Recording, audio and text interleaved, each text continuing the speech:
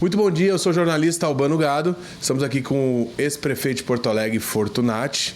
Hoje é dia 3 de novembro, segunda-feira. Fortunati que foi vereador em Porto Alegre também, deputado estadual no Rio Grande do Sul, deputado federal, vice-prefeito e prefeito de Porto Alegre e atualmente está ocupando o cargo na prefeitura de Guaíba.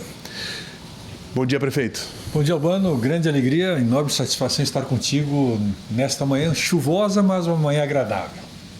É, né? Que chuvarada. Mas está tranquilo, continuamos por aqui. Vamos lá, Fortunati. Quem é o Fortunati? Bom, o Fortunati é um descendente italiano que nasceu em Flores da Cunha, uma pequena cidade da região da Serra, pertinho de Caxias do Sul. Uma cidade que hoje tem 30 e poucos mil habitantes, continua sendo uma cidade pequena, agradável, que é filho de operários, pais operários, mãe costureira, pai serventuário do Dair, que acabou fazendo curso primário, na época ginásio em Flores da Cunha, depois científico em Caxias do Sul e fiz concurso vestibular para matemática em Porto Alegre. E a partir daí vim para cá, morei na casa estudante universitário, fiz matemática, não concluí, depois fiz administração de empresa pública, direito e acabei entrando no sindicato, me tornei presidente de sindicatos bancários e aí comecei a minha atividade, ou seja, apenas alguém que tenta fazer o melhor para a sociedade, para o seu estado, para o país. Este é Fortunati. Qual foi o teu maior desafio à frente da Prefeitura de Porto Alegre, Fortunati? É difícil, Albano, falar num desafio. Na verdade, quando tu assume e senta na cadeira de prefeito de Porto Alegre, uma cidade com quase 1.400.000 habitantes, com a sua complexidade natural, são inúmeros os desafios. O grande problema normalmente é a falta de recursos financeiros, porque isto acaba impactando na vida de qualquer administrador, qualquer gestor, seja ele municipal, estadual ou federal, é a falta de recursos. Tu queres fazer, tem toda a vontade, tem projetos, mas na hora da execução faltam recursos financeiros. Então isto acaba te frustrando. Uma segunda frustração é a demora das obras. Isto tanto no âmbito privado quanto no âmbito público, mas no âmbito público é muito pior. Por quê? Porque tu lida com fatores que tu não está esperando. Como exemplo, tu tenta abrir uma avenida e aí as pessoas entram na justiça, conseguem uma liminar, suspendem a obra. Enfim, estou dando um exemplo muito simples que acontece muito em Porto Alegre. Então, a demora nas obras é algo que acaba te frustrando. Mas, apesar das frustrações, eu posso dizer o seguinte, Albano. Com toda a minha experiência, eu tenho hoje 50 anos de vida pública, já estive no âmbito municipal como vereador-prefeito, no âmbito estadual como deputado estadual e secretário estadual da Educação, no âmbito federal como deputado federal. Sem dúvida nenhuma, de todas estas atividades, a que mais me deu satisfação, a que mais me deu prazer, tensão, cobrança, é verdade, mas com um fator positivo muito grande que me motivava todo dia, foi sem dúvida nenhuma a de prefeito de Porto Alegre. Fortunati, dentre as várias realizações, obviamente o prefeito não consegue fazer tudo o que gostaria, né? Então eu queria saber qual foi a tua maior frustração como prefeito, no sentido, eu gostaria de ter feito tal ação, tal atividade, mas não consegui. A minha maior frustração concreta foi não ter concluído obras, muitas das obras que nós conseguimos conquistar. Aqui uma explicação, Albano, as pessoas quando falam das obras da Copa não compreendem exatamente do que nós estamos tratando. 2014, Porto Alegre recebeu a Copa do Mundo, um enorme sucesso, 5 grandes jogos. Para preparar essa Copa do Mundo, naturalmente nós começamos a trabalhar lá em 2009, quando nós nos credenciamos para a Copa do Mundo, fomos aprovados pela FIFA, recebemos o chamado caderno de encargo, que eram as obras que nós deveríamos realizar na cidade para receber a Copa do Mundo. Tudo isso a gente foi fazendo. Eu aproveitei a oportunidade da Copa do Mundo e acabei convencendo a então ministra-chefe da Casa Civil, Dilma Rousseff, e o presidente Lula, a colocar outras obras de mobilidade para modernizar a cidade que não tinham nada a ver com a Copa do Mundo. Como exemplo, a Avenida Tronco. O que a Avenida Tronco tinha a ver com a Copa do Mundo? As obras da Perimetral, nada a ver, elas não tinham sido feitas por falta de recursos em gestões anteriores. Eu aproveitei e coloquei exatamente como obra da Copa do Mundo. O X da rodoviária, que nada a ver com a Copa do Mundo, mas nós conseguimos, junto ao governo federal, captar recursos para que essas obras saíssem do papel. A minha frustração é de que, infelizmente, elas, por inúmeros fatores, acabaram demorando muito mais do que a gente previa. E, obviamente, também realizaste muitas obras positivas e muitas atividades também aqui em Porto Alegre. Qual é, vamos dizer, a marca dos teus governos, né, na Prefeitura de Porto Alegre? Eu acho que é difícil ter uma marca única, mas eu digo, foi uma gestão voltada para as pessoas. Esta era a minha preocupação. Cada obra pensada, eu obviamente meditava, refletia, verificava qual o impacto concreto que a obra teria na vida das pessoas. Então, como exemplo, nós construímos, em parceria com o Hospital Moinhos de Vento, o Hospital da Restinga, pois eu tinha consciência de que aquele hospital, obviamente, acabaria impactando a vida de mais de 200 mil pessoas que vivem no entorno, não só na Restinga, mas em todo o Centro-Sul e Sul.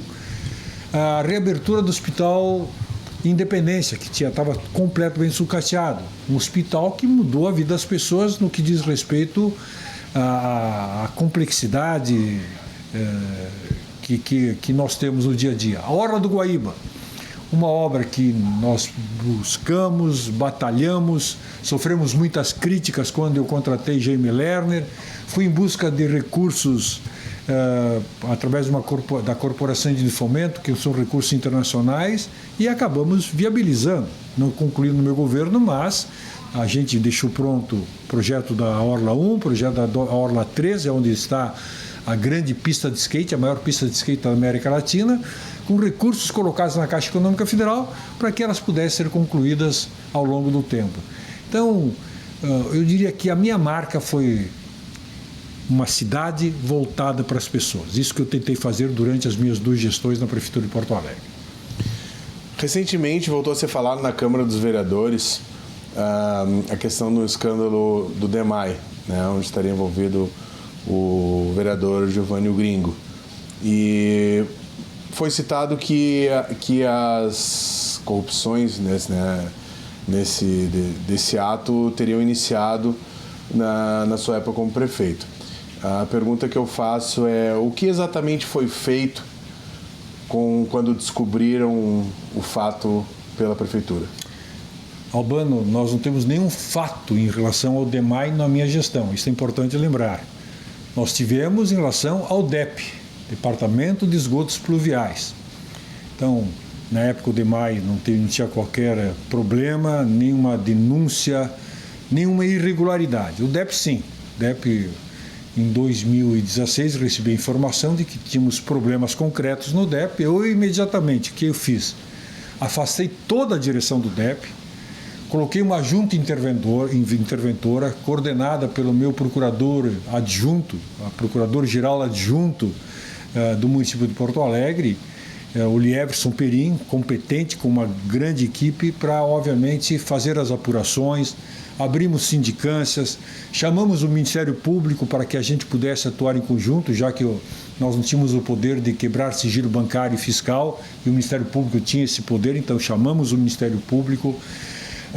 Afastamos as empresas que estavam sendo denunciadas, depois de comprovados, através da sindicância, a sua responsabilidade, passamos judicialmente a cobrar dessas empresas o que efetivamente deviam para a prefeitura, o malefício feito, ou seja, tomamos todas as medidas cabíveis e necessárias para resolver os problemas do DEP. Isso tenho consciência tranquila. Tanto é verdade que as minhas contas em relação a isso foram aprovadas pelo Tribunal de Contas do Estado e pelo Ministério Público, porque se constatou de forma clara de que na minha gestão nós tomamos todas as medidas cabíveis para realmente resolvermos os problemas de corrupção que estavam aparecendo no Departamento de Esgotos Pluviais. Prefeito, muito se fala, cada prefeito que entra fala que é o responsável pela orla, né? Nós já vimos isso do Marquesan, do prefeito Melo, e o senhor acabou de falar, citou a orla como embrião na sua gestão. Qual foi a sua participação e da sua gestão na concepção da obra da Orla? Albano, é importante que a gente lembre que até a minha gestão, que começa em 2010, a Orla estava completamente abandonada. Nós tínhamos um grande projeto, que era um projeto chamado PISA, Programa Integrado Socioambiental, começou lá no governo José Fogaça, para tratar do esgoto pluvial da cidade. Então não confundamos uma coisa com outra. Uma coisa é um programa extremamente importante do PISA, que a gente deve ao Fogaça, seu início, à busca de recursos, depois eu concluí na minha gestão, mas a Orla, ela sempre me incomodou muito, mais do que certamente muita gente. Por quê? Porque eu moro no centro de Porto Alegre, eu moro logo aqui em cima, aqui na Praça da Matriz, literalmente. Eu e a Regina costumamos todo final de semana a caminhar, e nós caminhávamos pela Orla, que era uma orla completamente depreciada, desqualificada. O delegado Jardim da primeira DP me dizia: pá, prefeito, a orla é um problema, porque aí nós temos assaltos, nós temos estupros, nós temos violência física, porque ela está desqualificada. Então isso sempre me incomodou, antes de virar prefeito, e depois quando virei prefeito que eu resolvi: vamos qualificar a orla do Guaíba. Vamos fazer com que Porto Alegre volte a se encontrar com o lago ou o rio Guaíba, como alguns desejam. E com isso fui em busca de um grande arquiteto urbanista chamado Jaime Lerner. O contratei, fui criticado por isso, porque não era de Porto Alegre. Depois, projeto feito com a expectativa e estimativa de custos, foi em busca de recursos, porque nós não teríamos na cidade os recursos para fazermos a obra. Consegui com a CAF, Corporação de Fomento, uma instituição internacional que fez um empréstimo para Porto Alegre. Tivemos que aprovar junto ao Ministério da Fazenda em Brasília, que levou muito tempo. Depois no Senado da República, que é quem autoriza que uma instituição internacional faça empréstimos para uma cidade. Foi uma longa história, Mas finalmente, em 2000, veja bem, estou falando, nós começamos a pensar em 2011, chegamos em 2016 com o início da obra, com os recursos colocados na Caixa Econômica Federal, devidamente acordados em fases. Eu deixei, primeiro, 80% da fase 1, que é aquela fase que está próximo ao usina do gasômetro, concluída. A praça que fica ao lado, completamente concluída. Deixei os recursos e o projeto da fase 3 completamente, tanto o projeto quanto os recursos, prontos na Caixa Econômica Federal. Aqui um detalhe interessante. Quando a gente fala da pista de skate, que hoje é uma referência internacional, pois bem, nós, quando pensamos a pista de skate, nós convidamos todas as entidades e skatistas conhecidos de Porto Alegre para o debate. E eu fiquei surpreso, porque eu nunca pratiquei skate. Eu fiquei surpreso, Albano, com a grandeza, a expertise de porto-alegrenses com skate. Nós temos aqui skatistas conhecidos internacionalmente. E eu não sabia disso. Bom, aprendi isso. Nós, então, começamos a discutir a pista de skate. E o que eles me provocaram? Prefeito, nós queremos a maior pista de skate da América Latina. Eu disse, caramba! E onde é que está maior hoje? No Rio de Janeiro. Então eu cheguei para o Jaime Lerner e disse, bom, vamos conversar com quem fez a pista de skate do Rio de Janeiro e vamos fazer uma pista maior se for possível. E realmente, a equipe que fez a pista de skate do Rio de Janeiro foi contratada para fazer a pista de skate de Porto Alegre. E hoje a gente, com muito orgulho, pode dizer, a pista de skate de Porto Alegre é a maior da América Latina, preparada totalmente para eventos internacionais. Eu não fico, obviamente, a obra não foi concluída no meu governo, nem teria como, porque começou em 2016, havia um cronograma tanto de obras quanto de desembolso de finanças. Mas o que eu posso dizer a quem nos assiste, que nos ouve, é de que a obra, se ela está aí, é porque foi pensada por mim.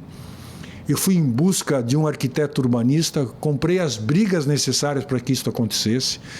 O Jaime Lerner chegou a ser vaiado numa audiência pública na Câmara de Vereadores, para ter uma ideia da tentativa de boicotar esse projeto. Fui em busca dos recursos, conquistei a totalidade dos recursos da fase 1 e da fase 3, fiz 80% da fase 1 e deixei tudo pronto para que a fase 3 fosse feita. Então, me orgulho muito de ter participado desse processo e de ser o pai, eu me considero o pai da revitalização da orla do Guaíba de Porto Alegre. Prefeito, em 2020, o senhor foi candidato a prefeito e teve a sua candidatura impugnada. Tá? O que realmente aconteceu, né, com relação à impugnação? Teve alguma traição ou algo parecido? E que, caso o senhor fosse o candidato, conseguisse, o senhor seria o prefeito de Porto Alegre daquela gestão? Albano, a eleição de 2020 certamente terá que ser analisada ainda com muita profundidade. Eu tenho um amigo, casualmente delegado, aposentado da Polícia Federal, que depois do processo eleitoral, depois da impugnação da nossa chapa, eles, Fortunati, eu não aceito que isto tenha acontecido de forma casual. Posso investigar? Pode. Está tuas expensas, faz a tua investigação para ver o que realmente aconteceu. Bom, para que as pessoas lembrem, eu estava concorrendo a prefeito de Porto Alegre. Em primeiro lugar estava a Manuela nas pesquisas, em segundo lugar nós estávamos empatados, eu, o Marquesan e o Melo.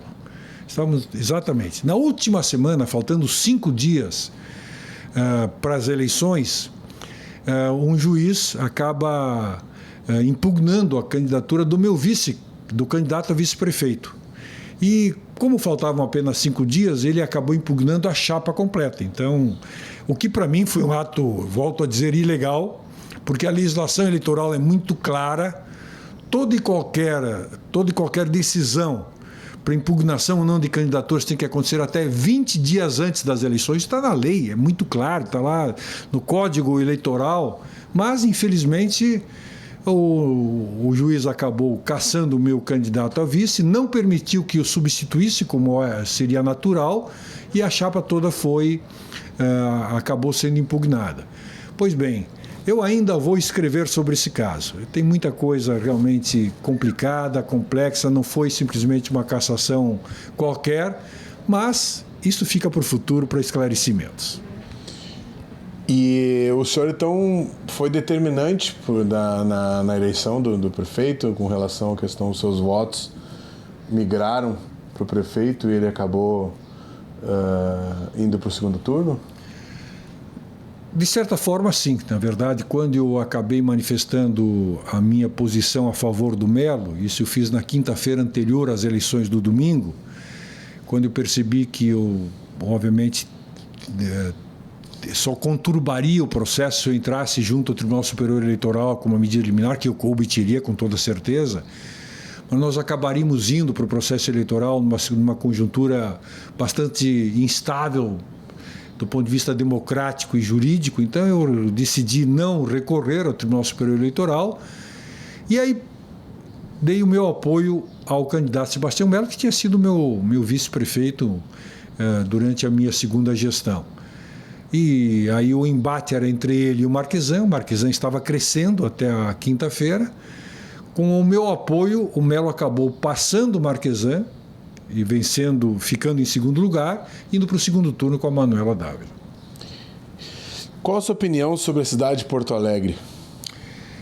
Isso é bem difícil analisar de forma plana, sem, obviamente, fazer várias considerações. Em primeiro lugar, não dá para analisar a cidade de Porto Alegre e o Rio Grande do Sul, qualquer cidade gaúcha, sem falarmos da enchente do ano passado. Isto mudou, terminou com muitas expectativas. Como exemplo, só para citar um exemplo, o prefeito Melo tinha colocado como ponto focal da sua segunda gestão a revitalização do centro da cidade. O que acontece? Com a enchente, tudo que vinha sendo feito claramente sofreu um baque. Não que o processo não tenha continuado, continua, mas é claro que o centro histórico sofreu muito com a enchente. Eu que moro no centro histórico, que caminho muito, como eu já falei, é impressionante como a gente vê lojas fechadas, prédios que aluga-se, vende-se, etc., mostrando claramente que, infelizmente, a energia econômica do centro histórico de Porto Alegre, que nós tínhamos antes da enchente, se perdeu. Infelizmente, se perdeu. O grande desafio, e não é somente do Melo, vai ser do próximo prefeito também, ou prefeita, será exatamente de revitalizar o centro. Por mais que a atual gestão esteja fazendo, e tem procurado se esforçar sobre isso, é um trabalho que vai precisar de realmente incentivo financeiro, incentivo econômico, fazendo com que algumas atividades voltem para o centro, outras venham para o centro, para que a gente possa redinamizar esta cidade. Segundo, eu acho que nós temos um grande problema, que é o problema do transporte público. Não é um problema local, também quero deixar isso muito claro, mas que em Porto Alegre tem se agravado. Nós sabemos que o problema do transporte público hoje é um problema nacional, tanto é que o presidente Lula está pensando, já solicitou estudos sobre a chamada tarifa zero. Para quê? Para exatamente poder incentivar a volta de um transporte público de qualidade em todo o país. Um dos problemas que nós enfrentamos em Porto Alegre é exatamente a questão do transporte público. Obviamente que isso terá que ser pensado de uma forma muito clara. Quarto distrito, que vinha também num processo de revitalização muito forte, muito contundente, também sofre com a enchente, é uma outra área da cidade que fica absolutamente debilitada e complicada. Saúde pública, nós sabemos que é um estrangulamento do sistema de saúde pública em Porto Alegre. Primeiro, porque o sistema não cresceu tanto quanto deveria. Segundo, porque naturalmente nós acabamos atendendo uma grande demanda do interior do estado. Na medida em que a saúde não vai bem no interior, os pacientes acabam sendo transferidos para Porto Alegre, acumulando ainda mais nossas dificuldades. Tanto é que nós estamos ainda num período em que as nossas emergências estão superlotadas. E já não era para estar, porque já diminuiu o frio, já estamos entrando no calor, as doenças respiratórias diminuíram, mas todas as emergências superlotadas, aliás, os hospitais lotados, é muito difícil conseguir-se leito em Porto Alegre. Então, essas são algumas das questões que certamente devem afligir. E a segurança. Naturalmente, a segurança sempre é um ponto que deixa especialmente o pessoal mais das comunidades populares preocupadas. Qual a sua relação com o prefeito Melo? O que você acha da administração do prefeito e se numa próxima eleição manteria o apoio dado em 2020 ao prefeito? Bom, minha relação com o Melo é uma relação do cotidiano, de quem trabalhou junto na Prefeitura de Porto Alegre, de quem, obviamente, se enfrentou no processo eleitoral. É uma relação de respeito, de cidadania, como deve ser, eu acho, as relações entre as pessoas, independentemente de terem divergências pontuais ou não. Bom, a minha resposta em relação se eu apoiarei ou não se deu já no ano passado. Eu apoiei a deputada, a candidata a deputada Maria do Rosário para a Prefeitura de Porto Alegre, por entender que poderíamos dar um salto de qualidade na gestão pública de Porto Alegre. Então, a minha resposta está dada. Certo. Eu vou lhe fazer uma pergunta com relação ao seu futuro, vou furar aqui um pouco a pauta. O senhor recentemente assumiu uma pré-candidatura ao Senado. Ela será mantida ou o senhor terá outra? Não, nós acabamos refletindo agora no PT, no Partido dos Trabalhadores, partido que me filiei há pouco mais de 2 semanas. Fizemos uma reflexão com a direção do partido e eu sou nesse momento pré-candidato a deputado federal.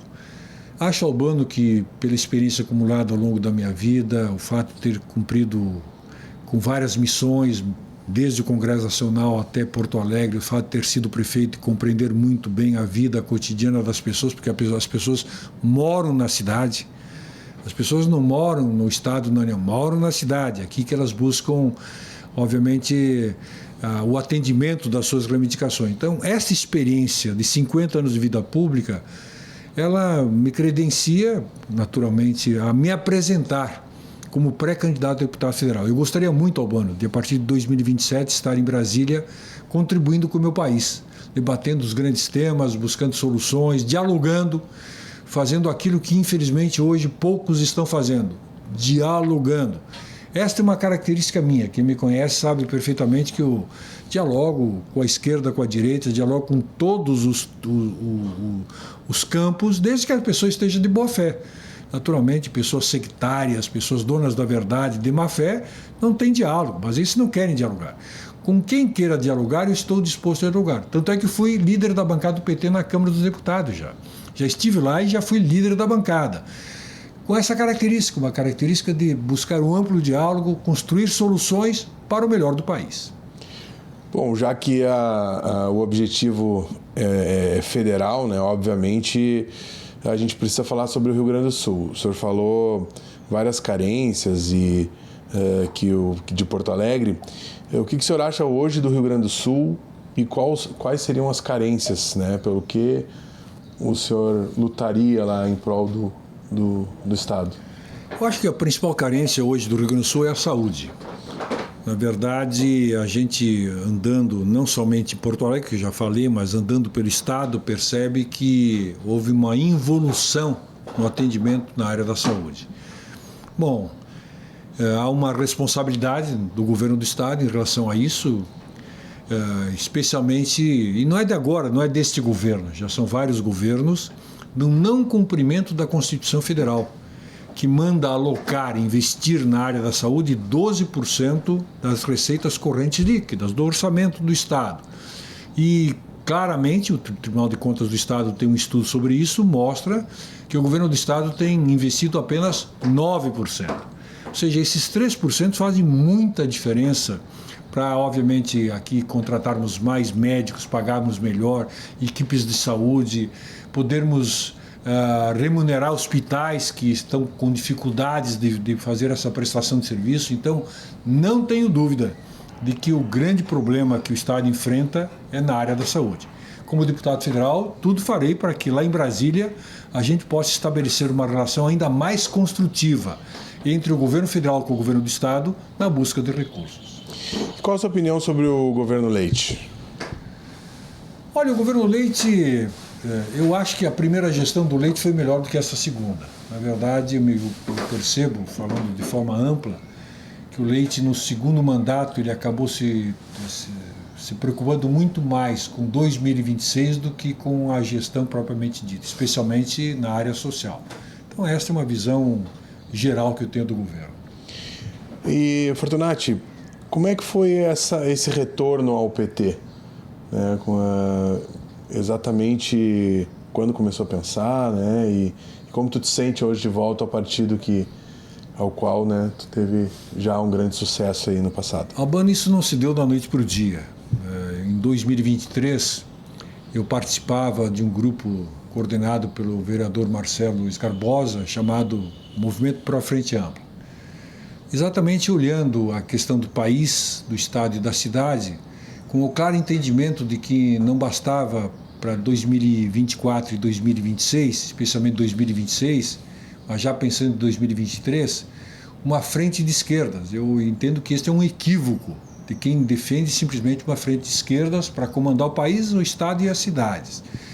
Eu sempre defendi e continuo defendendo uma frente ampla democrática, com todos aqueles setores que, mesmo tendo pontos divergentes, o que é normal num partido que as correntes internas tenham pontos divergentes, imagina de partidos diferentes. Mesmo tendo pontos divergentes, mas que tivesse uma plataforma mínima que, obviamente, nos possibilitasse enfrentar as eleições de forma unificada. A partir daquele movimento, no final de 2003, eu fui procurado tanto pela direção municipal, através da presidente Laura Cito e outros membros da direção e da direção estadual, através da presidente Jussara Dutra, fui procurado e convidado para voltar ao PT. Então, me senti muito contente, porque hoje, obviamente, é sempre um desejo a gente voltar para casa, mas eu disse, eu ainda não estou preparado. Eu acho que é preciso construir uma transição entre hoje e algum momento que me sinta mais confortável em voltar ao PT e o PT possa me receber também de forma confortável, para que não pareça que simplesmente é algo atropelado. Passou 2024, eu acabei sendo convidado para ser da coordenação da campanha da candidata Maria do Rosário. Fui para lá, estava trabalhando em Canoas, tinha coordenado o gabinete de crise, a Secretaria de Resiliência Climática e Defesa Civil em Canoas durante a enchente. Estava trabalhando em Canoas, acabo saindo de Canoas para vir para a coordenação da campanha da Maria do Rosário. E aí isso se consolidou. Então, terminada a campanha, a decisão estava tomada, deixei passar mais um tempo, então voltei a conversar com o PT e acabei me filiando há poucos dias atrás. Bom, completando, como é que fui recebido? Estou sendo muito bem recebido. Aliás, eu estou muito surpreso do ponto de vista positivo, porque não somente quem militou comigo, que me conhece, sabe da minha história, mas também a militância mais nova, que muitas vezes só me conhece pelo nome. Eu tenho ido para o interior do estado, o Fortunati, tu é o Fortunati.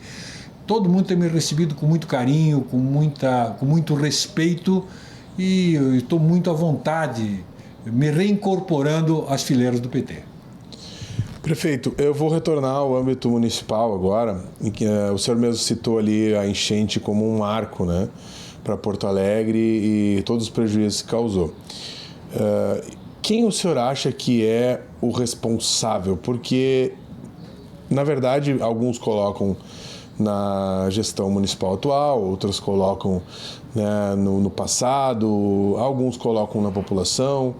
Para o senhor, quem seria o responsável pelo acontecimento das enchentes? Não tem um único responsável, eu acho que a gente peca quando tenta buscar um responsável diante de uma situação que foi absolutamente anormal. Primeiro, pela quantidade de chuvas. Nós tivemos, indiscutivelmente, a maior quantidade pluviométrica jogada sobre o Rio Grande do Sul, num curto espaço de tempo, maior do que, inclusive, na enchente de 1941. Isso está devidamente comprovado. Então, isso é importante deixar claro. A primeira questão é uma questão climática. Segundo, obviamente, nós tivemos problemas locais. Cada cidade, em Canoas, onde eu estava, rompeu o dique.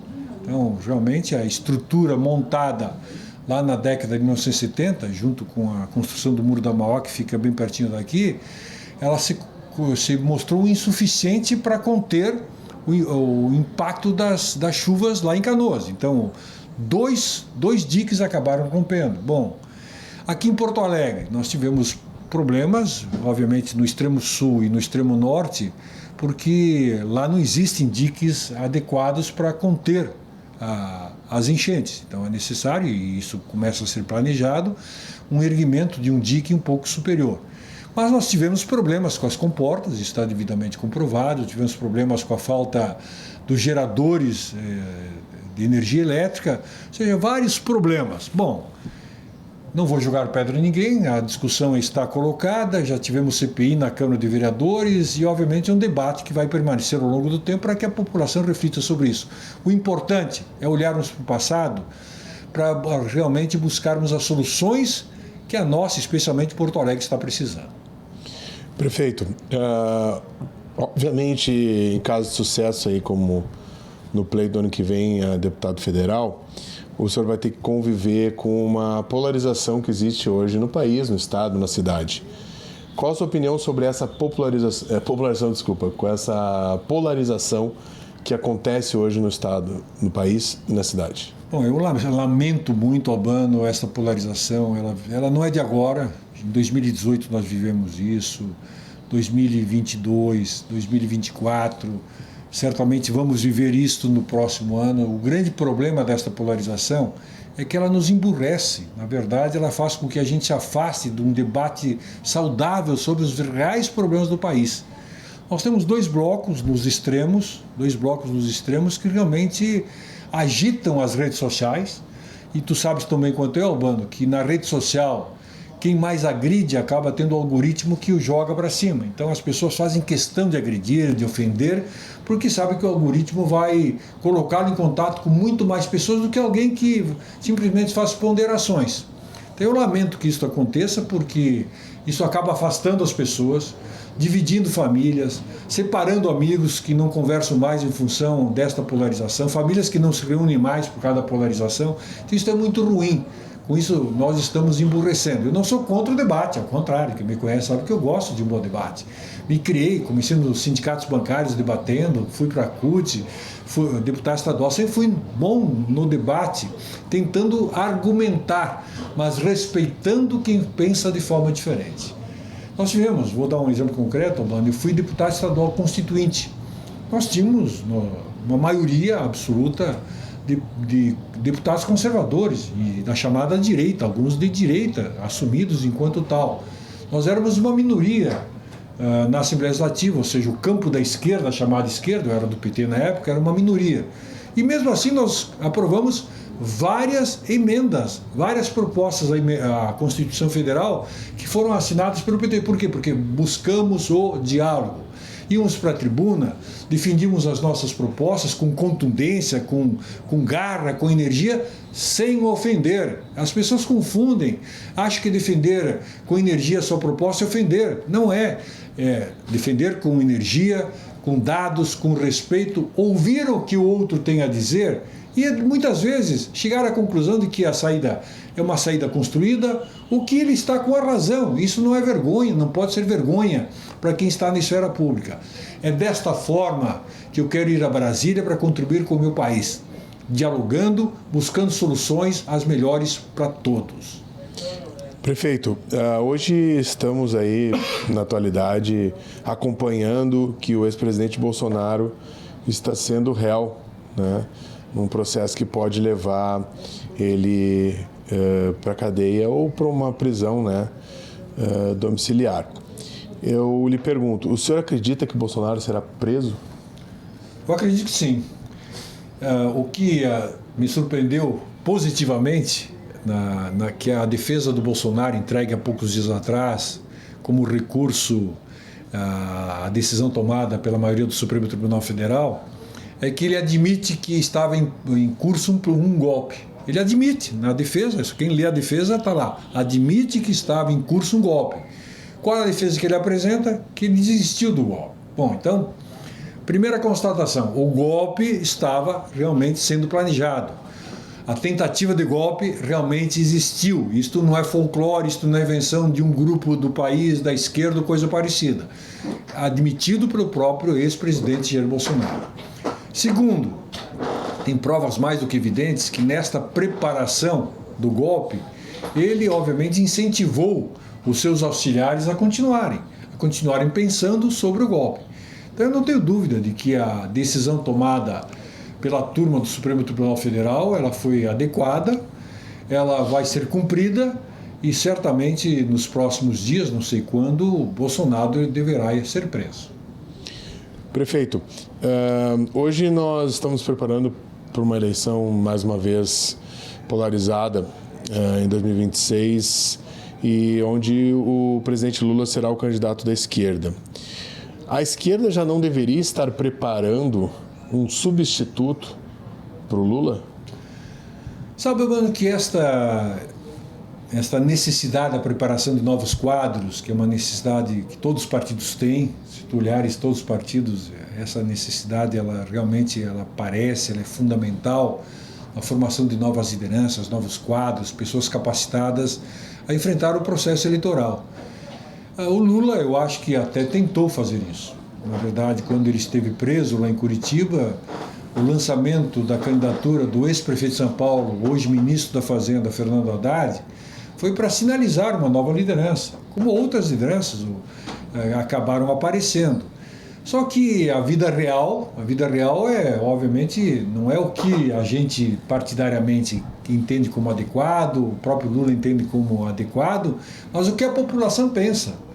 E, inegavelmente, Albano, se há um líder hoje respeitado no campo do centro-esquerda nesse país, um líder que se projetou internacionalmente, que tem o respeito internacional, que tem o respeito da América Latina, que tem o respeito, enfim, do mundo, esse homem, esse nome, essa liderança se chama Lula, Luiz Inácio Lula da Silva. Então, é muito difícil a gente simplesmente transplantar toda a imagem, todo o legado, toda a construção de trabalho do Lula para uma outra candidatura qualquer, por melhor que ela seja. Ela vai ter que ser forjada ao longo do tempo.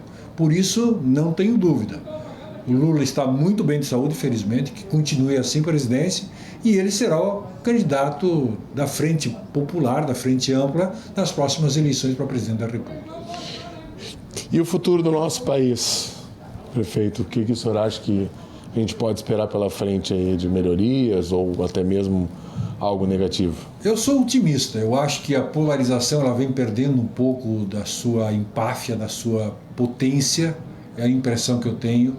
Eu acho que ainda existem grupos, tanto de um lado quanto do outro, se degladiando ferozmente, mas já percebo que a maioria das pessoas, mesmo algumas que estão no campo político, já fogem desta polarização. Já procuram de todas as formas fugir da polarização. As pessoas, inclusive, não querem mais falar de política, o que é uma lástima.